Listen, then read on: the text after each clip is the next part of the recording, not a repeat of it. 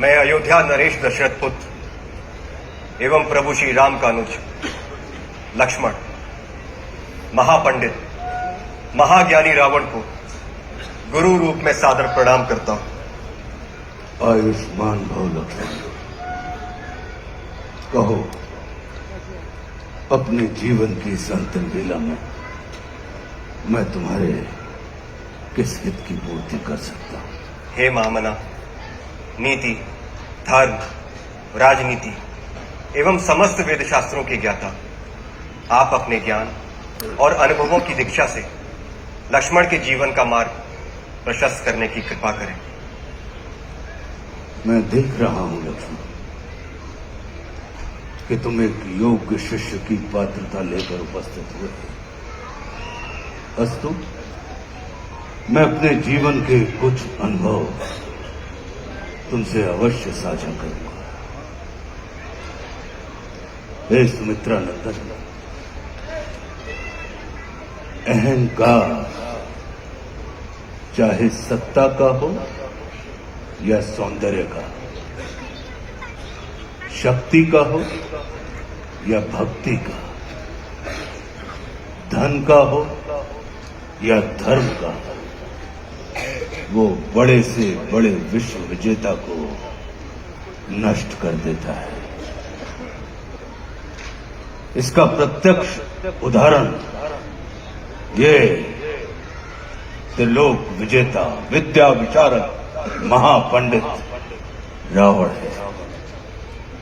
अहंकार में तीनों गए, कुल, गौरव और वंश। ना मानो तो देख लो इस रावण का अंत। लक्ष्मण, रावण को अपने ज्ञान का अहंकार था और तुम्हारे भाई राम को अहंकार का ज्ञान था। लक्ष्मण, जीवन में सफल होने के लिए शत्रु दृष्टि और मित्र दृष्टि का भेद आना अनिवार्य है। मित्रता भले ही अपने समतुल्य या अपने से निम्न स्तर के व्यक्ति के साथ कर लेना, किंतु शत्रुता सदैव अपने से योग्य व्यक्ति के साथ ही ठानना, क्योंकि ये जगत हमारे व्यक्तित्व का आकलन हमारे मित्रों को देखकर नहीं, हमारे शत्रुओं को देखकर लगाता है। जितना बड़ा और गरिमापूर्ण हमारा शत्रु होता है, उतने ही बड़े और गरिमापूर्ण की ख्याति को हम प्राप्त होते हैं। देखो ना, इस जगत ने जो कुछ राम से जुड़कर प्राप्त नहीं किया, उसे रावण ने राम से लड़कर प्राप्त कर लिया। लक्ष्मण, वे हमारे शत्रु ही होते हैं जो हमारे अंदर सुप्त पड़ी हुई ऊर्जा को जागृत करने का कार्य करते हैं। हमारा शत्रु ही होता है जो हमें असुरक्षा से निकालकर सुरक्षा में जाने की प्रेरणा देता है। वो हमारा शत्रु ही होता है जो हमें अपने सीमित वृत्त से निकालकर अपने वृत्त को असीमित करने की प्रेरणा देता है। इसलिए शत्रु तिरस्कार का नहीं, नमस्कार का पात्र होता है। कभी अपने शत्रु को नमस्कार करके देखना, वो तुम्हारा परिष्कार कर देगा। लक्ष्मण, जैसे शरीर को संचालित करने वाला मस्तिष्क आकार में शरीर से बड़ा नहीं होता, गज को संचालित करने वाला अंकुश आकार में गज से बड़ा नहीं होता, वैसे ही व्यवस्था को संचालित करने वाले व्यवस्थापक को कभी भी व्यवस्था से बड़ा नहीं होना चाहिए।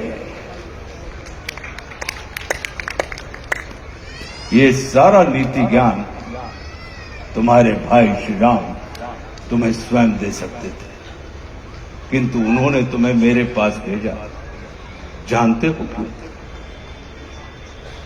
लक्ष्मण, मेरी संस्कृति असुर की है, लेकिन मैं प्रकृति से एक तपस्वी हूं, साधक। और किसी भी व्यक्ति को अपने अंतिम समय में अपनी संस्कृति के अनुसार नहीं, अपनी प्रकृति के अनुकूल कर्म करने चाहिए, तब उसे मृत्यु नहीं, मुक्ति प्राप्त होती है। और राम रावण को मारना नहीं, तारना चाहते हैं। तभी तो उन्होंने मेरे अंतिम समय में मेरी प्रकृति के अनुकूल उपदेशात्मक कर्म करवाकर मेरी मुक्ति के मार्ग को प्रशस्त कर दिया।